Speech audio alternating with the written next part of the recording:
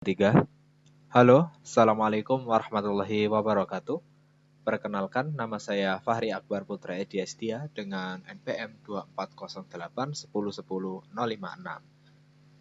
Saya hari ini akan membuat sebuah video presentasi mengenai tugas ETS saya dari kelas basis data D081 yang berjudul Database Buriam Jenaka. Sebelum kita maju ke pembahasan yang lebih lanjut, kita harus setidaknya mengetahui apa itu bubur ayam jenaka. Bubur ayam jenaka sendiri merupakan bisnis F&B atau food and beverage yang menyediakan kuliner bubur ayam dengan berbagai kombinasi topping pelengkap. Bisnis ini pertama kali didirikan pada tahun 2020 oleh Irfan Hardianto selaku owner dan juga founder bisnis. Bagi teman-teman yang mungkin penasaran sama bisnisnya itu gimana, letaknya di mana, dan operasionalnya itu gimana, itu bisa dicek langsung di pojok bawah. Di situ ada Instagram yang saya kaitkan, yakni Instagram ownernya dan juga Instagram bisnisnya. Mungkin bisa dicek. Selanjutnya, di sini akan saya paparkan mengapa diperlukan dibuatnya database untuk bisnis ini. Ada empat alasan utama. Yang pertama, bisnis ini memiliki lebih dari satu cabang. Setelah saya perhatiin jauh kemarin, setelah saya survei beberapa kali, ternyata bisnis ini memiliki lebih dari satu cabang ya. Dan di situ diperlukannya database untuk memudahkan si owner atau si penjual itu memantau keuangan gitu. Lalu yang kedua, bisnis ini masih menggunakan perhitungan konvensional. Nah, konvensional itu maksudnya gimana? Itu bisa dilihat di bagian layar, mungkin di bagian kanan. Di situ terlihat ada kertas buram, coret-coretan, dan di situ ada garis lurus. Di situ menggambarkan penjualan perharinya ya. Penjualan perharinya kayak bubur ayam reguler itu dapat berapa, bubur ayam jumbo itu dapat berapa. Dan di situ juga dibagi berdasarkan offline dan juga online ya. Gitu ya. Nah, kalau misal bisnis ini yang tergolong cukup besar tapi masih menggunakan pencatatan buku ataupun menggunakan kertas buram, itu diperbolehkan saja. Tetapi kalau menurut saya pribadi itu kurang efektif dikarenakan masih tingginya resiko kehilangan atau kerusakan catatan yang menyebabkan kesulitan menyebabkan kesulitan dalam perhitungan laba dan juga rugi. Oke, di sini seperti yang saya jelaskan sebelum-sebelumnya, yakni ketika sebuah bisnis memiliki lebih dari satu cabang, maka perhitungannya, rekap penjualannya itu akan sangat rumit sekali. Oleh karenanya diperlukan database yang dimana database sendiri bisa memudahkan si pengguna dalam menghitung keuangan. Lalu di sini ada alasan keempat, yakni minimnya akses tinjauan hasil penjualan. Nah, seperti yang sebelumnya saya bicarakan, bisnis ini masih menggunakan pencatatan buku, yang dimana database-nya bisa kita sebut sebagai buku.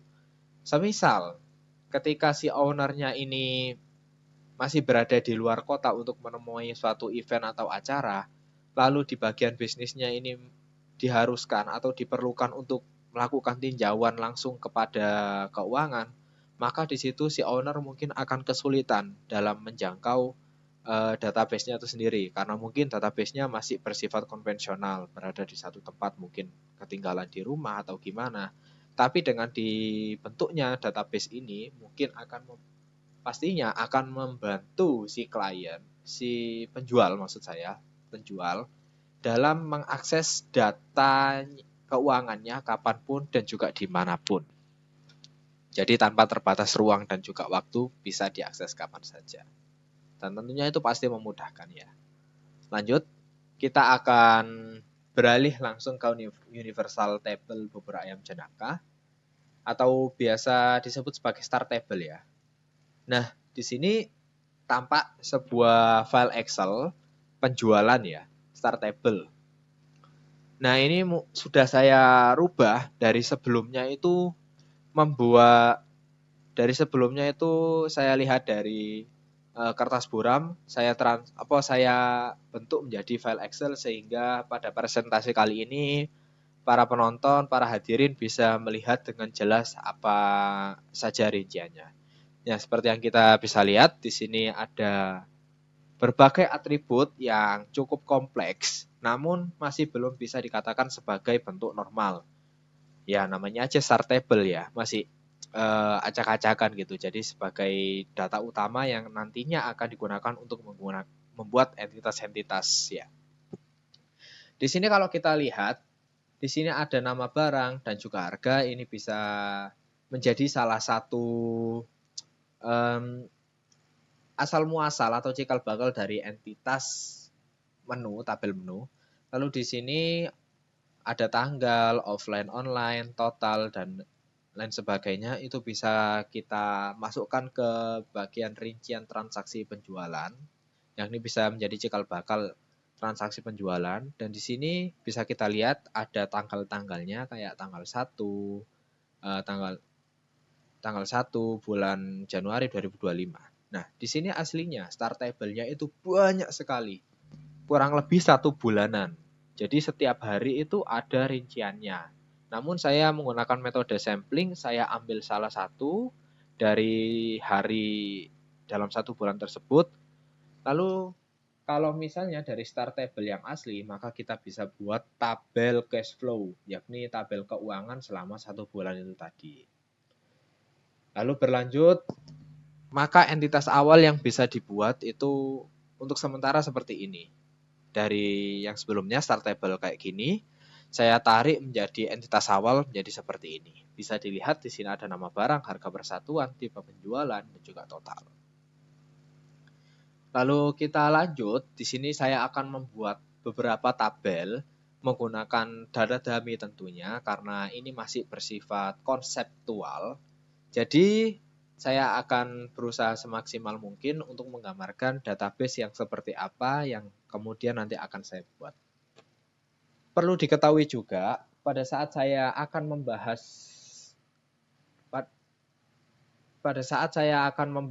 data dummy ini, ada 3 langkah atau 3 alur penting yang harus kita ikuti.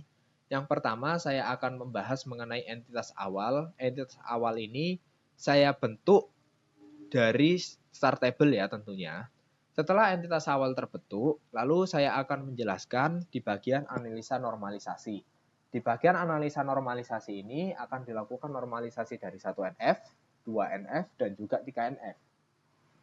Lalu setelah melalui tahap normalisasi, saya akan menjelaskan tabel hasil akhirnya itu gimana. Nah, jadi ini tiga alur besar ya, 3 garis besar bagaimana pembahasan saya ke depannya.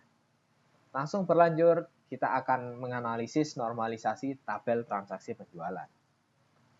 Dari start table, saya bisa memecah menjadi beberapa entitas, diantaranya tabel transaksi penjualan. Dan beginilah tampak awal dari tabel transaksi penjualan yang masih belum mengalami proses normalisasi dari 1NF sampai dengan 3NF. Bisa kita lihat di sini ada atributnya, ada invoice transaksi, ID menu, tipe penjualan, total penjualan, dan juga total keseluruhan. Kita langsung beranjak ke bagian analisa tabel transaksi penjualan. Di sini ketika saya melakukan analisasi ternyata terdapat sedikit error. Nah, errornya di mana? Errornya terletak pada 1NF. Bisa kita lihat bagian ID menu. ID menu sendiri itu memiliki multi value ya. Nah, di sini kan ketika kita belanja, kita menjadi seorang penjual ya, kita seorang penjual, terus kita mendapatkan pelanggan, nggak mungkin dong pelanggan tersebut cuma pesan 1 buah item doang, dan itu pastinya dia akan pesan 2 atau enggak 3. Nah, di sini ketika saya melakukan input record dari transaksi 1 hingga transaksi 10, ternyata penjualannya itu memang benar-benar seperti dugaan saya. Tidak akan pesan 1 buah saja, tapi berbagai item. Oleh karena itu terjadi penumpukan di bagian ID menu yang menjadikan ID menu memiliki sebagai atribut yang memiliki record multi-value atribut, dan itu tidak sesuai dengan 1NF. 1NF tidak terpenuhi, maka 2NF, 3NF juga tidak terpenuhi pastinya. Maka di sini perlu adanya pembenahan. Di sini bisa kita lihat functional dependensinya masih urut ya. Maksudnya masih semua atribut memiliki keterkaitan langsung di invoice transaksi. Cuman yang bikin nggak normal itu ada di ID menu saja, terjadi penumpukan ya, multi value. Lalu setelah saya melakukan normalisasi dari 1NF, 2NF, dan juga 3NF, di sini bisa kita lihat ada beberapa hal yang saya ubah. Di antaranya saya menambahkan tabel baru, yakni tabel detail pesanan, yang dimana tujuan dari tabel detail pesanan ini akan mendaftar segala pesanan dari transaksi yang sama. Nah, bisa kita lihat di sini transaksi pertama DT001 dan juga detail pesanannya di sini ada MN 002, 004, 005, dan di sini memiliki ID detail pesanan yang sama. Lalu ID detail pesanan ini saya jadikan sebagai ganti dari ID menu itu tadi. Jadi ID menu saya letakkan di detail pesanan, sedangkan ID menu yang sebelumnya terdapat pada transaksi penjualan saya ganti sebagai ID detail pesanan. Bisa kita lihat di sini, kalau di sini sudah tidak multi value lagi, di sini sudah single value ya tentunya. Ketika kita ingin melihat ID detail pesanan, kita bisa lookup dan di sini nanti akan ditampilkan tabel detail pesanan seperti berikut. Dari pihak 1NF multi-value tidak terdapat multi-value sudah terpenuhi. Dari 2NF semua atribut kecuali primary key memiliki functional dependency langsung. Dan juga yang 3NF setiap atribut memiliki ketergantungan langsung terhadap primary key ya. Di sini bisa kita lihat FD1-nya ini seperti ini. Lalu FD2-nya juga seperti ini. Kita beranjak ke bagian tabel menu. Jadi tabel menu sendiri itu merupakan pecahan dari universal table atau start table. Nah, di sini merupakan tampak awal tabel menu sebelum diberi masukan input dan juga sebelum dilakukannya analisis. Dan ini merupakan bentuk setelah dimasukkannya input dari input 1 sampai 10. Lalu di sini juga akan sudah dilakukan analisis dari analisis 1NF sampai dengan 3NF. Dan ternyata dari keseluruhan record maupun atribut tidak ada yang bernilai multi value ya. Maka 1NF terpenuhi. Lalu di bagian 2NF semua atribut selain primary key memiliki functional dependency. Oke. Lalu yang bagian 3NF semua atribut memiliki ketergantungan langsung kepada primary key. Di sini sudah sesuai semua. Dan di sini bisa dilihat untuk functional dependency-nya seperti ini. ID menu menentukan menu, harga menu, dan juga jenis menu.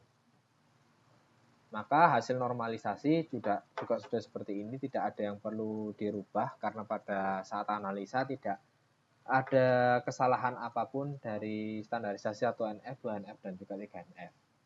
Lalu di sini seperti yang saya singgung sebelumnya di bagian tabel transaksi penjualan, di situ kan ada keterkaitan antara 3 tabel, yakni transaksi penjualan, lalu tabel detail pesanan, dan juga tabel menu. Nah, disinilah letak hubungan antara tabel menu dengan tabel transaksi detail pesanan. Nah, ID menu di sini merupakan penjabaran dari ID menu itu sendiri. Jadi MN001 merepresentasikan boolean polos dengan harga menu sekian dan juga jenis menu utama. Nah, di situ kita kaitkan langsung di bagian tabel detail pesanan ya. Jadi detail pesanan pun tidak perlu panjang-panjang tabelnya karena penjelasannya sudah terletak di bagian tabel menu. Kita beranjak langsung ke tabel yang kedua, yakni tabel biodata staff. Dari universal table atau start table saya pecah lagi menjadi biodata staff. yang dimana tujuan biodata staff di sini untuk mendata data-data karyawan yang akan dikerjakan, akan saya pekerjakan di bisnis ini. Nah, di sini tampak awalnya seperti ini, tabel biodata staff terdapat 1, 2, 3, 4, 5, 6, 7. Terdapat 7 atribut yang dimana satu atribut menjadi primary key yakni ID staff dan yang lainnya menjadi atribut ya, atribut biasa, bukan menjadi primary key. Lalu setelah saya maju ke tab pengisian data, pengisian record, dari record 1 sampai record 10, lalu saya lakukan analisasi, ternyata ada error juga. Ada error di beberapa bagian. Yang pertama, di bagian nama lengkap staff itu masih bentuk atribut composite, yang dimana atribut composite ini masih bisa didekomposisi lagi menjadi atribut-atribut yang sudah tidak bisa didekomposisi lagi, atau nanti kita menyebutnya sebagai atribut single value, atribut atomik. Maaf. Nah, di sini nama lengkap staff nanti niatnya saya akan pisah menjadi nama depan dan juga nama belakang. Di sini biar 1NF terpenuhi dan juga 2NF terpenuhi, saya akan mengganti di sini posisi, di bagian posisi ini terjadi redundansi. Redundansinya di mana? Di sini. Di bagian kasir tertulis 2 kali, di bagian koki juga tertulis 2 kali, dan bagian waiter tertulis 3 kali. Di sini menurut saya tidak komprehensif dan semua atribut masih terdapat hubungan yang tidak langsung dengan ID staff. Bisa dilihat di sini functional dependency-nya seperti ini. Nama lengkap, kelamin, posisi, email, alamat rumah, nick, nomor HP itu bergantung pada ID staff, namun tidak pada bagian posisi. Maka setelah saya rombak, itu terjadi perubahan yang dimana saya mengaitkan tabel biodata staff dengan tabel biodata penggajian yang akan saya jelaskan selanjutnya. Di sini bisa kita lihat dari yang awalnya nama lengkap saya pisahkan menjadi nama depan dan juga nama belakang. Dan pastinya ini akan memudahkan proses query. Lalu di bagian posisi saya hilangkan, saya ganti menjadi ID penggajian. Mengapa demikian? Nanti saya akan jelaskan di bagian tabel penggajian. Nah, dari tabel biodata staff ini sudah terindikasi bahwa 1NF, 2NF, 3NF sudah terpenuhi. Dan di sini bisa kita lihat dari komentarnya, di sini sudah terpenuhi dan bagian F functional dependency-nya seperti ini. Saya dilihat sendiri ya. Lalu di sini ada analisis normalisasi tabel penggajian staff. Nah, seperti yang saya jelaskan sebelumnya, di sini saya akan menjelaskan tabel penggajian staff. Seperti ini tampak awal dari tabel penggajian staff yang saya pisah dari start table. Lalu di sini saya analisa dari tabel penggajian staff ini tadi. Ternyata terdapat error pada analisa 2NF. Kalau secara 1NF ini sudah single value semua, tapi di 2NF itu belum memenuhi karena atribut gaji pokok, gaji lembur, potongan, dan THR itu malah bergantung kepada ID staff, bukan kepada ID penggajian. Nah, oleh karena itu, di sini saya merombak ulang dan jadinya seperti ini. Saya merubah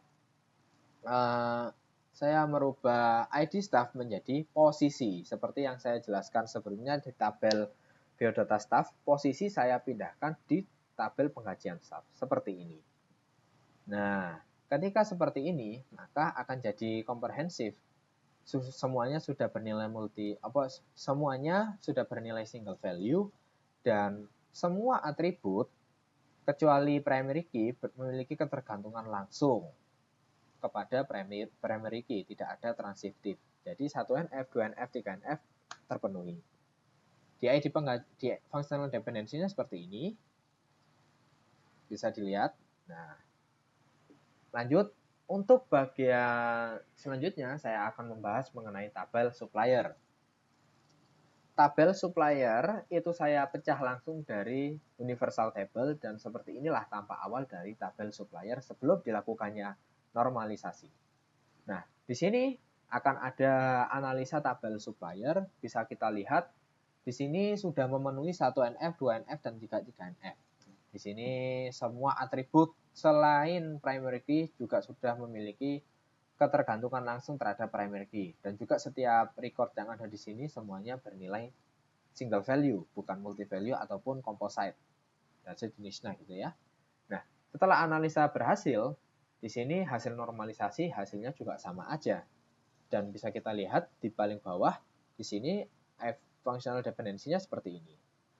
Jadi ID supply menentukan jenis supply, nama supplier, jenis supplier, dan juga harga stok. Lalu di sini saya melakukan analisis normalisasi pada tabel stok gudang. Perlu dijelaskan lagi, perlu saya tekankan bahwasanya yang sebelumnya tabel supplier itu memiliki keterkaitan dengan stok gudang. Keterkaitannya gimana? Di sini saya akan jelaskan. Di sini tabel stok gudang saya pecah langsung dari universal table atau start table, dan inilah tampak awalnya sebelum dilakukan normalisasi. Dan ini setelah saya melakukan proses analisis. Setelah saya lakukan analisis, ternyata semuanya telah mengikuti standar 1NF sampai 3NF. Nah, tadi saya sempat singgung mengenai keterkaitan tabel stok gudang dengan tabel supplier itu di mana? Di bagian ID supply. Di sini ID supply memangku peran sebagai secondary key, memangku peran sebagai foreign key dalam tabel stok gudang. Di sini dijelaskan disertakan beberapa atribut, yakni received item, put away item, dan juga outgoing item. Di sini sudah dijelaskan berapa kardus di sini. Dan sini semuanya sudah single value. Di sini bisa kita lihat FD-nya seperti ini, ID stock, ID supply. ID stock menentukan ID supply, received item, put away item, and outgoing item. Nah, untuk hasil normalisasi saya kira sudah selesai ya, karena sudah memenuhi semua, jadi nggak ada yang perlu diubah. Lalu kita lanjut ke tabel inventaris. Di tabel inventaris ini saya pecah langsung dari universal table, dan inilah tampak awal sebelum dilakukan normalisasi ya. Sebelum dilakukan analisis lebih tepatnya. Nah, di sini ketika saya analisis sama seperti sebelumnya, ternyata sudah memenuhi standarisasi 1NF sampai dengan 3NF. Di sini bisa kita lihat semua nilainya sudah single value, bukan multi value, dan di sini semua atribut selain primary key, yakni ID barang, memiliki ketergantungan functional dependency kepada primary key-nya. Dan juga di sini tentunya tidak ada ketergantungan transitif, yang artinya 3NF sudah terpenuhi. Maka FD-nya di sini, functional dependency-nya, bisa kita lihat ID barang menentukan nama barang, jumlah barang, harga inventaris. Nah, untuk hasil normalisasinya sama-sama aja ya, karena tidak ada yang perlu dirubah. Lalu kita lanjut ke tabel ke bagian analisis normalisasi tabel cash flow. Di sini tabel cash flow juga saya pecah dari universal table atau start table, dan inilah tampak awal sebelum dilakukannya proses analisis. Setelah dilakukan proses analisis menjadi demikian, di sini semuanya sudah single value, yang dimana 1NF terpenuhi, dan sini semua atribut yang ada di sini kecuali primary key memiliki ketergantungan langsung terhadap primary key. Dan juga di sini artinya 2NF terpenuhi, 3NF terpenuhi juga karena di sini tidak ada hubungan transitif dengan primary key. Jadi berhubungan secara langsung ya. Untuk FD-nya bisa kita lihat di bagian bawah. Di sini ada ID cash flow, menentukan tahun, bulan, income, outcome, dan juga cash flow itu sendiri. Nah, di sini hasil normalisasi tabel cash flow-nya sama aja, nggak ada perubahan. Nah, di sini untuk yang terakhir, saya mungkin akan sedikit memberikan penjelasan mengenai skema hubungan data dummy yang telah saya buat. Dari universal table, yakni start table atau entitas awal, bisa dipecah menjadi beberapa tabel, yakni yang pertama ada tabel transaksi penjualan, biodata staff, supplier, inventaris, cash flow. Nah, dari transaksi penjualan bisa dipecah lagi menjadi tabel detail pesanan. Lalu untuk tabel biodata staff dipecah lagi menjadi penggajian staff, dan tabel supplier bisa dipecah lagi menjadi tabel stok gudang. Dan di sini tabel detail pesanan juga bisa dipecah lagi menjadi tabel menu. Dan di sini menggambarkan hubungan antar tabel tersebut. Nah, di sini bisa kita lihat pada legenda atau petunjuk yang ada di pojok kanan bawah. Di situ yang tabel warna, yang kotak warna hijau memiliki ketergantungan langsung terhadap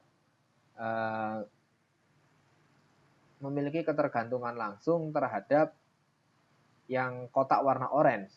Tapi yang kotak warna hijau tidak memiliki ketergantungan langsung kepada kotak yang warna biru. Namun kotak yang warna hijau memiliki ketergantungan transitif terhadap yang warna biru secara tidak langsung ya. Jadi yang warna biru berkaitan langsung dengan yang warna oranye berkaitan langsung dengan warna hijau. Nah, disitulah skema hubungan data dummy yang telah saya buat. Maka itu juga sebagai penutupan dari presentasi yang saya buat. Saya ucapkan terima kasih karena telah setia menemani saya dari awal hingga akhir dari presentasi saya.